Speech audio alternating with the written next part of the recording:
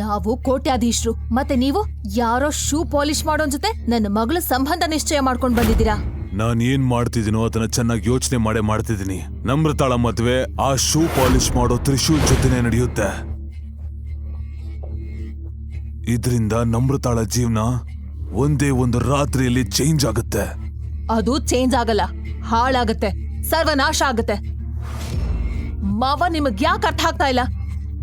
ಸರಿ, ನೀವು ನನ್ನ ಮಾತು ಕೇಳಿದ್ರೆ ನಾನು ಅತ್ತೆಗೆ ಹೇಳ್ತೀನಿ. ಅತ್ತೆ ನೋಡಿ ಮಾವ ಏನ್ ಹೇಳ್ತಾ ಇದಾರೆ ಅಂತ. ಅವ್ರಿಗೆ ನೀವೇ ಅರ್ಥ ಮಾಡಿಸಿ. ಅವ್ರ ಮದ್ವೆ ಆಗ್ಲೇಬೇಕು. ನಾನು ಹೋಗಿ ದೊಡ್ಡ ಶಾಸ್ತ್ರಿಗಳೊಂದಿಗೆ ಜಾತಕ ಕೇಳ್ಕೊಂಡ್ ಬಂದಿದ್ದೀನಿ. ಆ ಹುಡುಗ ನಮ್ರತಾಳ ಜೀವನಕ್ಕೆ ಬರೋದು ದೈವ ಇಚ್ಛೆ. ಅದನ್ನ ಆ ದೇವ್ರೇ ನಿಶ್ಚಯಿಸಿದ್ದಾನೆ. ಅತ್ತೆ, ನೀವ್ ಏನ್ ಹೇಳ್ತಾ ಇದ್ದೀರಾ? ಜಾತಕ ಒಂದಾದ್ರೆ ಸಾಕಾ? ಅದನ್ನ ನಾವು ಒಪ್ಕೊಳ್ಬೇಕಾ? ಸರಿ, ನೀವ್ಯಾರು ನನಗೆ ಸಪೋರ್ಟ್ ಮಾಡಿಲ್ಲ ಅಂದ್ರೂ ಪರವಾಗಿಲ್ಲ. ನನ್ನ ಮಗಳ ಜೀವನ ಹಾಳಾಗೋಕೆ ನಾನಂತೂ ಬಿಡಲ್ಲ. ನೋಡ್ತಾ ಇರಿ, ನನ್ನ ಮದ್ವೆ ಅವನ ಜೊತೆ ನೀವು ಮಾಡಿಸಿದ್ರೆ ನಾನು ನನ್ನ ಜೀವ ಬಿಡ್ತೇನೆ ಅಷ್ಟೇ. ನಾನು ಈ ಮದ್ವೆ ಆಗಲ್ಲ ಅಷ್ಟೇ. ನಮ್ರತಾ, ಪ್ಲೀಸ್ ನಿಲ್ಸು, ಪ್ಲೀಸ್. ಆ ಚಾಕುನ ಬಿಸಾಕು ದಯವಿಟ್ಟು. ಇಲ್ಲಮ್ಮ, ನನ್ನ ಜೀವನನೇ ಹಾಳಾಗ್ತದೆ. ಆ ತ್ರಿಶೂಲನ ನೀವು ನೋಡಿದಿರಾ? ಬಡವ, ಸ್ವಲ್ಪ ಸಹ ವಿದ್ಯಾಭ್ಯಾಸ ಇಲ್ಲ. ಅವ್ನು ಹಾಕೋ ಬಟ್ಟೆ ಎಷ್ಟು ಚೀಪು. ಯಾವನ್ ಕರೆ ಹೋಗ್ತಾನೋ ಗೊತ್ತಿಲ್ಲ. ಅಂಥವ್ನನ್ನ ನನ್ ಜೊತೆ ಮದ್ವೆ ಮಾಡ್ತೀರಾ? ಇಲ್ಲ ನಮ್ರತಾ, ನೀನ್ ಎಲ್ಲಿಗೂ ಹೋಗ್ಬೇಕಾಗಿಲ್ಲ. ಮದ್ವೆ ನಂತರ ತ್ರಿಶೂಲ್ ನಮ್ ಜೊತೆ ಇಲ್ಲಿರ್ತಾನೆ. ನಿನ್ ಲೈಫಲ್ಲಿ ಏನೂ ಚೇಂಜ್ ಆಗಲ್ಲ. ಇಲ್ಲ, ನೀವ್ ಏನೇ ಹೇಳಿದ್ರು ನಾನು ಅವನನ್ನ ಮದ್ವೆ ಆಗಲ್ಲ. ಮತ್ತೆ ತಾತ ಏನಾದ್ರು ನನಗೆ ಫೋರ್ಸ್ ಮಾಡಿದ್ರೆ ನನ್ ಜೀವವನ್ನೇ ಬಿಡ್ತೇನೆ ಅಷ್ಟೇ. Stop it. ಒಂದ್ ನಿಮಿಷ, ನಾನು ಅವರಿಗೆ ಅರ್ಥ ಮಾಡಿಸ್ತೀನಿ. ಮಾವ, ನೀವ್ ಈ ರೀತಿ ಯಾಕೆ ಮಾಡ್ತಾ ಇದ್ದೀರಾ? ನಿಮ್ಮ ಮೊಮ್ಮಗಳು ಜೀವ ತೆಗಿಬೇಕು ಅಂತನಾ? ಇವತ್ತೇ ಈಗ್ಲೇ ಈ ಮದುವೆನ ಕ್ಯಾನ್ಸಲ್ ಮಾಡಿ. ಇಲ್ಲ ಅಂದ್ರೆ ನಾನು ನಿಮ್ ವಿರುದ್ಧ ಪೊಲೀಸ್ ಸ್ಟೇಷನ್ಗೆ ಕಂಪ್ಲೇಂಟ್ ಕೊಡ್ತೀನಿ. ಸರಿ ಆಯ್ತು, ನಾನು ಒಂದ್ ಕೇಸ್ ಫೈಲ್ ಮಾಡ್ತೀನಿ ನಿನ್ನ ವಿರುದ್ಧ. ನಮ್ರತಾಳ ಅಪ್ಪನ ಸಾವಿನ ಮೊದಲು ಬಯಲಾದ ಸತ್ಯ ನಿನಗೆ ನೆನಪಿದೆ ಅಲ್ವಾ? ಆ ಸತ್ಯ ಹೊರಬರಬಾರದು ಅಂದ್ರೆ ನೀನು ಈ ಮದುವೆಗೆ ಒಪ್ಪಲೇಬೇಕು, ಹಾಗೂ ನಿನ್ನ ಮಗಳನ್ನು ಸಹ ಒಪ್ಪಬೇಕು. ನಾರಾಯಣ ಶರ್ಮಾ ಅವರ ಒಂದು ಮಾತು ಅವರ ಬಾಯನ್ನ ಮುಚ್ಚಿಸಿತು. ಗಿರಿಜಾ ನಮ್ರತಾಳನ್ನ ತನ್ನ ರೂಮ್ಗೆ ಕರ್ಕೊಂಡು ಹೋದ್ಲು. ಈಗ ಈ ಮದುವೆಯನ್ನ ತಡೆಯಲು ಯಾರಿಗೂ ಸಾಧ್ಯವಿರಲಿಲ್ಲ.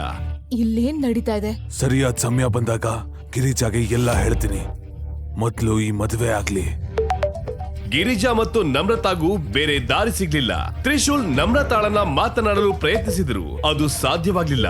ಅವರು ಒಮ್ಮೆ ಸಹ ಮಾತಾಡಿರ್ಲಿಲ್ಲ. ಈ ವಿಷಯ ತ್ರಿಶೂಲ್ನ ಕಾಡ್ತಿತ್ತು. ನಾಳೆ ನಮ್ ಮದುವೆ, ಆದ್ರೆ ನಾವಿಬ್ರು ಸರಿಯಾಗಿ ಮಾತು ಕೂಡ ಆಡಿಲ್ಲ. ಒಂದು ಮೆಸೇಜ್ ರಿಪ್ಲೈ ಇಲ್ಲ, ಕಾಲ್ ರಿಸೀವ್ ಮಾಡ್ತಿಲ್ಲ. ನನ್ಗನ್ಸತ್ತೆ ನಮ್ರತಾಗೆ ಈ ಮದುವೆ ಇಷ್ಟನೇ ಇಲ್ಲ ಅಂತ. ಒಂದ್ಸರ್ತಿ ಮದುವೆ ಆಗ್ಲಿ, ಎಲ್ಲ ಸರಿ ಹೋಗುತ್ತೆ. ನೀವೇನು ಹೇಳ್ತಿದ್ದೀರಾ? ನೀವ್ ಹೇಳಿದ್ರಿ ನಮ್ರತಾ ಮದ್ವೆಗೆ ಒಪ್ಪಿದ್ದಾಳೆ ಅಂತ. ನಿಮ್ ಮಾತುಗಳನ್ನ ಕೇಳಿದ್ಮೇಲೆ ನನ್ಗನ್ನಿಸ್ತಿದೆ ನೀವು ಸುಳ್ಳು ಹೇಳ್ತಿದ್ದೀರಾ ಅಂತ. ಅವಳಿಗೆ ಬಲವಂತವಾಗಿ ಮದ್ವೆ ಮಾಡಿಸ್ತಿದ್ದೀರಾ. ಒಪ್ಪಿಗಿಲ್ಲ ಅಂದ್ರೇನು? ಇದು ನನ್ನ ಮತ್ತು ನನ್ನ ಮೊಮ್ಮಗಳ ನಡುವಿನ ವಿಷಯ. ನೀನು ಮಧ್ಯದಲ್ಲಿ ಬರಬೇಡ. ನಾರಾಯಣ ಅವರೇ, ನಿಮ್ಮ ಕುಟುಂಬದವರು ನಿಮ್ಮ ಮುಂದೆ ಅಸಹಾಯಕರಾಗಿರ್ಬೋದು, ಆದ್ರೆ ನಾನು ಅಸಹಾಯಕನಲ್ಲ. ಓ, ಎಂತ ಆಟಿಟ್ಯೂಡ್. ಸರಿ, ಮದ್ವೆಗೆ ಬೇಡ ಅನ್ಬಿಡು. ಆದ್ರೆ ನೀನು ಶೂ ಪಾಲಿಶ್ ಮಾಡೋನಲ್ಲ. ನೀನ್ ಯಾರು ಅಂತ ನಾನು ಇಡೀ ಜಗತ್ಗೆ ಹೇಳ್ತೀನಿ. ಇದನ್ನ ನೆನ್ಪಿಟ್ಕೋ, ನೀನು ಬೇರೆಯವನು. ನಾರಾಯಣ್ ಶರ್ಮಾ ಎಂತಹ ಜಾಲವನ್ನ ಬೀಸಿದ್ದ ಅಂದ್ರೆ ಅದರಿಂದ ಯಾರು ತಪ್ಪಿಸಿಕೊಳ್ಳಲು ಆಗ್ತಿರ್ಲಿಲ್ಲ. ಮರುದಿನ ಬೆಳಗ್ಗೆ ಶರ್ಮಾ ಫ್ಯಾಮಿಲಿಯ ಏಕೈಕ ಮಗಳಾದ ನಮ್ರತಾಳ ಮದುವೆ ಶೂ ಪಾಲಿಶ್ ಮಾಡುವ ತ್ರಿಶೂಲ್ನ ಜೊತೆ ನಡೆಯಿತು.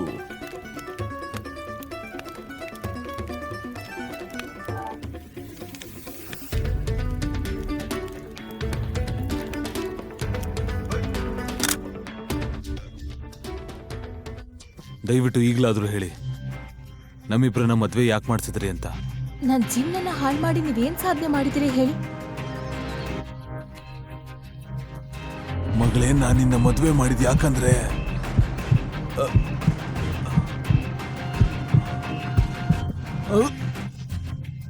ತಾತ, ಏನಾಗ್ತದೆ? ತಾತ, ತಾತ, ಏನಾಗ್ತದೆ? ತಾತ, ಏನಾಗ್ತಾ ಇದೆ? ತ್ರಿಶೂಲ್ ಏನಾದ್ರೂ ಮಾಡು. ತ್ರಿಶೂಲ್ ಏನಾದ್ರೂ ಮಾಡು. ಏನಾಗ್ತಾ ಇದೆ? ಎದ್ದೇಳಿ ತಾತ, ದಯವಿಟ್ಟು ಎದ್ದೇಳಿ. ಸಂಪೂರ್ಣ ಕಥೆ ಕೇಳಲು ಪಾಕೆಟ್ ಎಫ್ಎಂ ಅಪ್ಲಿಕೇಶನ್ ಡೌನ್ಲೋಡ್ ಮಾಡಿ. ಲಿಂಕ್ ಡಿಸ್ಕ್ರಿಪ್ಷನ್ ನಲ್ಲಿದೆ.